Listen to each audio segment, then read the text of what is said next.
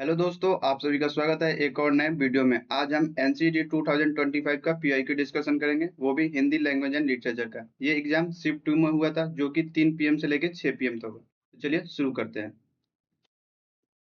First question है, निम्नलिखित गद्यांश को ध्यानपूर्वक पढ़कर उस पर आधारित प्रश्नों के उत्तर दीजिए। मीन्स आपको जो भी ये गद्यांश दिया हुआ है, आप इस वीडियो को पॉज करके इसको अच्छे तरह से पढ़ लें, उसके बाद से हम क्वेश्चन पे करेंगे। आशा करता हूँ कि आपने इस गद्यांश को अच्छे से पढ़ लिया होगा। चलिए हम क्वेश्चन नंबर 1 देखते हैं।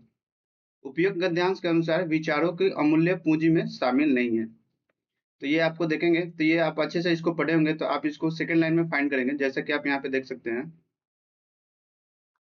मनुष्य के पास बुद्धि है, विवेक है, तर्क शक्ति है, अर्थात उसके पास विचारों की अमूल्य पूंजी है। तो इनमें पूछ रहा है आपको फर्स्ट क्वेश्चन में, उपयुक्त गद्यांश के अनुसार विचारों की अमूल्य पूंजी में शामिल नहीं है।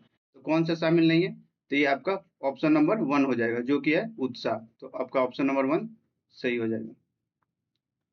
चलिए हम नेक्स्ट क्वेश्चन पे चलते हैं। क्वेश्चन नंबर 2, उपयुक्त गद्यांश के अनुसार मानव में पाशविक प्रवृत्ति क्यों जागृत होती है? तो ये आप इसको अच्छे से पढ़े होंगे, तो ये आपको दिखाई देगा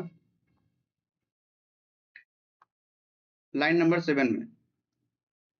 जैसा कि आप यहाँ देख सकते हैं, किंतु जब कुविचार अपना घर बना लेते हैं तो उसकी पाशविक प्रवृत्ति उस पर हावी हो उठती है। तो इसका क्वेश्चन नंबर 2 का अगर हम ऑप्शन की बात करें, तो ऑप्शन नंबर 3 आपका राइट होगा। तो ऑप्शन नंबर 3 सही हो गया। तो चलिए हम चलते हैं नेक्स्ट क्वेश्चन पे, जो कि क्वेश्चन नंबर 3 है। क्वेश्चन नंबर 3 बोल रहा है, उपयुक्त गद्यांश को उचित शीर्षक हो सकता है। तो उचित शीर्षक क्या हो सकता है? तो जैसा कि आप देख सकते हैं, यहाँ पे नीचे की तरफ दे रखी है, दानवी साम्राज्य इस वक्त को द्योतक है कि मानव को विचार शक्ति जो उसे पशु बनाने से रोकती है। मीन्स इस गद्यांश से मेन मोटिव क्या है कि आदमियों के, मनुष्य के जो भी विचार होते हैं, उसी से उनके जो भी रहन सहन है या जो भी है, उनसे हमें पता चलता है। तो इसका गद्यांश है जो मेन शीर्षक क्या है, तो उसका होगा ऑप्शन नंबर 2, मनुष्य की विचार शक्ति।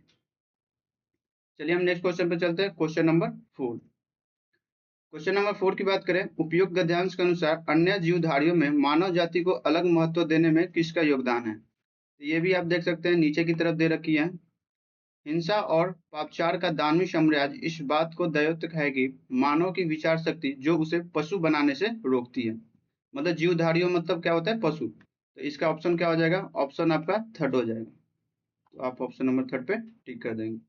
तो चलिए नेक्स्ट क्वेश्चन पे चलते हैं, जो कि क्वेश्चन नंबर 5 है।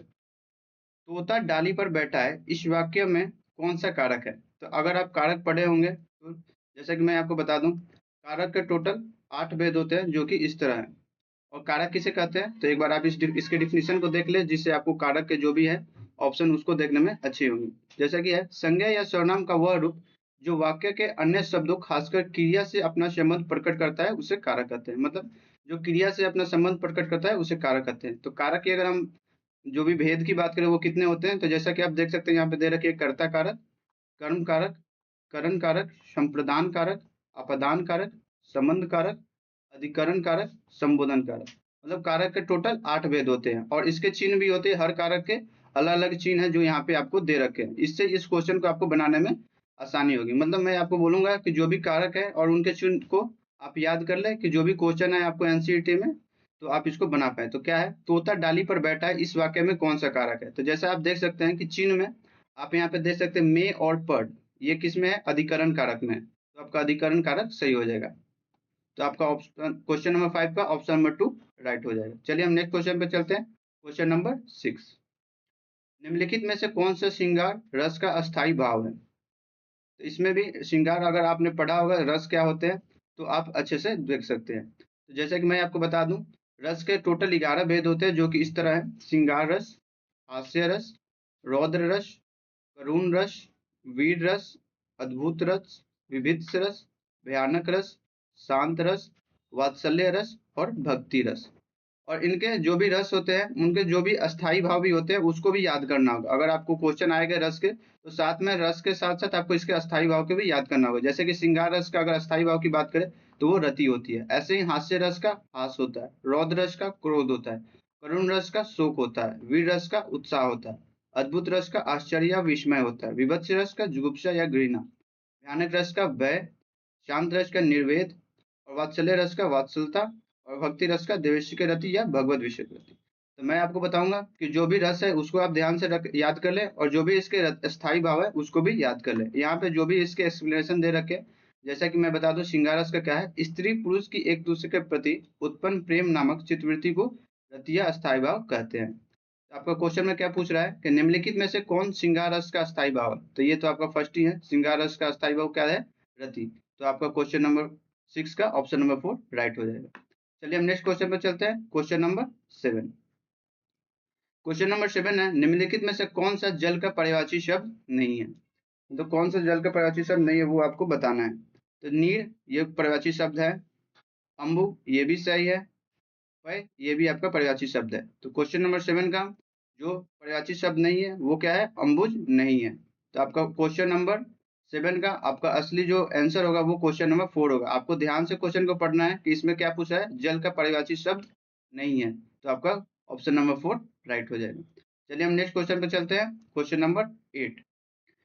कृत प्रत्यय का प्रयोग होता है, मतलब कृत प्रत्यय का प्रयोग कहाँ होता है। इसको पहले आपको प्रत्यय के बारे में कुछ जानकारी होनी चाहिए।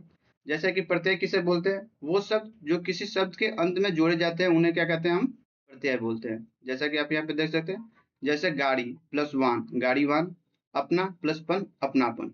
अगर हम प्रत्यय की फिर बात करें तो प्रत्यय दो प्रकार के होते हैं, एक कृत एक तद्धित। कृत प्रत्यय की बात करें तो क्रिया अथवा धातु के बाद जो प्रत्यय लगते हैं उन्हें कृत प्रत्यय कहते हैं। कृत प्रत्यय के मेल से बने शब्द को कृदंत कहते हैं। जैसे आप देख सकते हैं लास्ट में लग रहा है अक, लेखक, नायक, गायक, पाठक, ऐसे करके बन रहे हैं। ऐसे ही तद्धित प्रत्यय की बात करें, संज्ञा सर्वनाम तथा विशेषण के अंत में लगने वाले प्रत्यय को तद्धित कहते हैं। तो हमें क्या है क्वेश्चन में, कृत प्रत्यय का प्रयोग कहाँ होता है। तो यहाँ पे आप देख सकते हैं जो भी आपकी डेफिनेशन है उसी से आपका जो भी क्वेश्चन है वो क्लियर हो जा रहेगा कि क्रिया अथवा धातु के बाद जो प्रत्यय लगते हैं उन्हें कृत प्रत्यय कहते हैं। तो आपका क्वेश्चन नंबर 8 का ऑप्शन नंबर 1 सही हो जाएगा। तो चलिए हम नेक्स्ट क्वेश्चन पर चलते हैं, क्वेश्चन नंबर 9। आधे अधूरे नाटक के नाटककार कौन है। तो ये तो एक मेमोरी बेस्ड क्वेश्चन है, अगर आपको पता होगा तो आप इसे कर सकते हैं। तो क्वेश्चन नंबर 9 की बात करें तो आपका क्या हो जाएगा क्वेश्चन नंबर 9 का, तो इनका आंसर होगा ऑप्शन 2, मोहन राकेश है जो आधे अधूरे नाटक के नाटककार थे। चलिए हम नेक्स्ट क्वेश्चन पर चलते हैं, क्वेश्चन नंबर 10। अन्वेषण का संधि विच्छेद क्या है। क्वेश्चन नंबर 10 की बात करें तो इसका क्या होगा, अनु जोड़ एशन। तो आपका ऑप्शन नंबर 1 सही हो जाएगा। चलिए हम नेक्स्ट क्वेश्चन पर चलते हैं, क्वेश्चन नंबर 11। निम्नलिखित में से कौन निबंध का प्रकार नहीं है। तो सबसे पहले आपको निबंध के प्रकार मालूम होने चाहिए कौन कौन से होते हैं, तो चलिए देख लेते हैं। जैसा कि आप देख सकते हैं निबंध के प्रकार होते हैं, एक विचारात्मक निबंध, एक भावनात्मक निबंध, एक वर्णनात्मक निबंध, और फोर्थ होता है विवरणात्मक निबंध। तो इसमें से आप देख सकते हैं कि कौन सा ऑप्शन होगा। तो आपका पूछ रहा है कि निम्नलिखित में से कौन सा निबंध का प्रकार नहीं है, तो इसमें आपका चित्रात्मक होगा जो ऑप्शन नंबर 4 राइट होगा। चलिए हम नेक्स्ट क्वेश्चन पर चलते हैं, क्वेश्चन नंबर 12। प्रकाशन काल की दृष्टि से प्रेमचंद के उपन्यासों का सही आरोही क्रम है, मतलब आपको इसको सजाना है कि कौन सा पहले हुआ था, उसके बाद कौन सा हुआ था, उसके बाद से कौन सा हुआ था।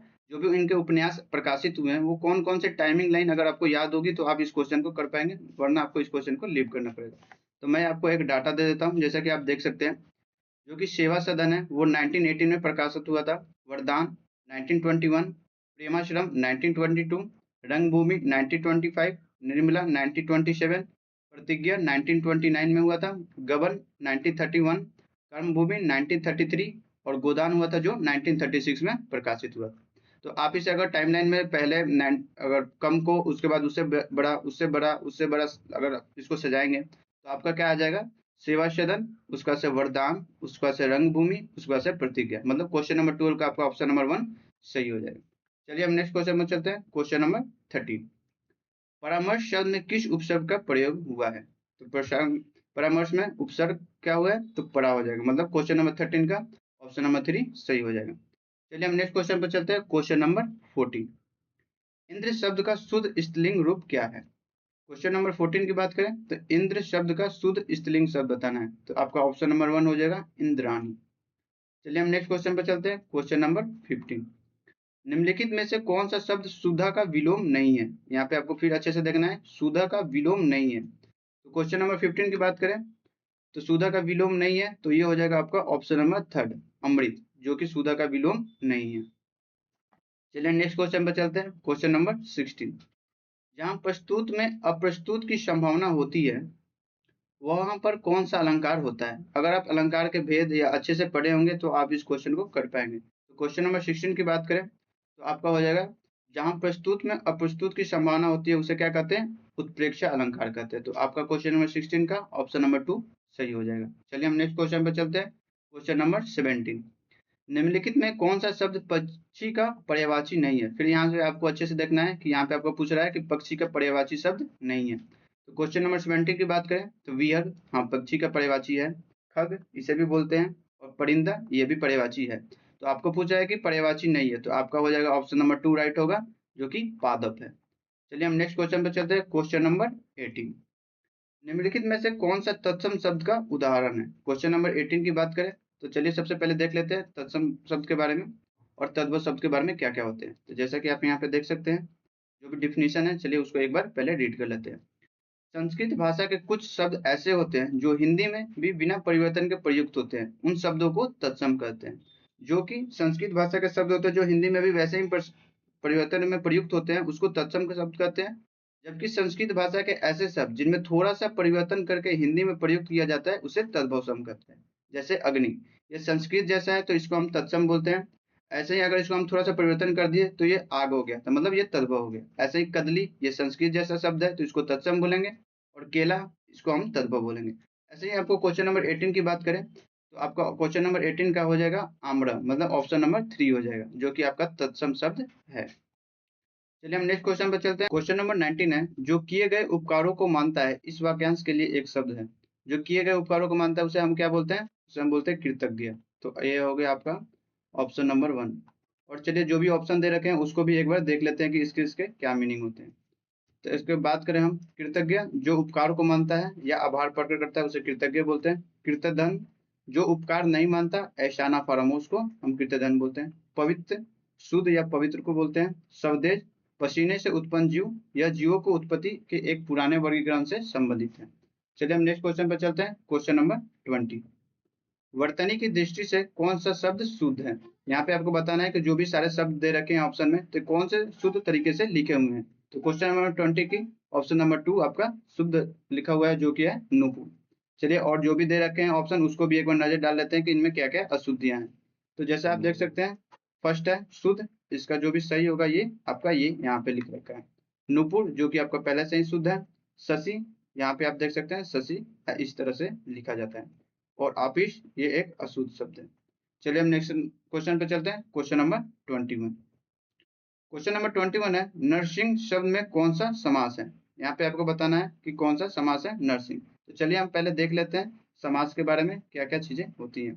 तो समास के अगर मुख्य बात करें कितने प्रकार के होते हैं, तो वो 4 प्रकार के होते हैं, जो कि फर्स्ट है द्वंद्व समास। तो इसके क्या मीनिंग होते हैं एक बार इसे ध्यान से पढ़ लेते हैं। जो दो या दो से अधिक शब्द समान रूप से प्रधान हो उसे द्वंद्व समास कहते हैं। जैसे आप देख सकते हैं, एक है राम, एक शब्द है लक्ष्मण, इसमें दोनों शब्द है जो कि बहुत ही प्रधान है, इसे हम द्वंद्व समास बोलेंगे। ऐसे ही सेकंड की बात करें तत्पुरुष समास, जब दूसरा पद प्रधान हो और पहला उसे विशेषित करता हो। यहाँ पे आप देख सकते हैं जैसे एग्जाम्पल दे रखा है राजपुरुष, ठीक है। तो इसमें आप देख सकते हैं जो भी है पुरुष उसका जो विशेषता बता रहा है कि वो राजपुरुष है, तो ये इसको हम क्या बोलते हैं, तत्पुरुष समास बोलते हैं। नेक्स्ट है कर्मधारय समास। इसका क्या है, जब दोनों पद मिलकर एक विशेषण या विशेष्य के रूप में प्रयुक्त होते हैं उसे कर्मधारय समास कहते हैं। जैसे नील कमल एक विशेष है और एक उसका विशेष्य की तरह प्रयुक्त हो रहा है, तो इसको हम कर्मधारय समास बोलते हैं। क्वेश्चन नंबर 4 की ऑप्शन नंबर 4 की बात करें, वो है बहुब्रीहि समास। जब दोनों पद मिलकर किसी तीसरे वस्तु या व्यक्ति का बोध कराते हैं उसे हम बोलते हैं बहुब्रीहि समास। जैसे आप देख सकते हैं पंचमुखी, इसे किसी तीसरे व्यक्ति के बारे में बताया जा रहा है जिसके 5 मुख हो। ऐसे ही अगर हम बात करें क्वेश्चन नंबर 21 का, तो नरसिंह शब्द में कौन सा समास है, तो ये हो जाएगा आपका ऑप्शन नंबर 4 कर्मधारय समास। इसमें आप देख सकते हैं दोनों पद मिलकर एक विशेषण या विशेष्य के रूप में प्रयुक्त हो रहे हैं, जो कि एक नर है और एक सिंह है।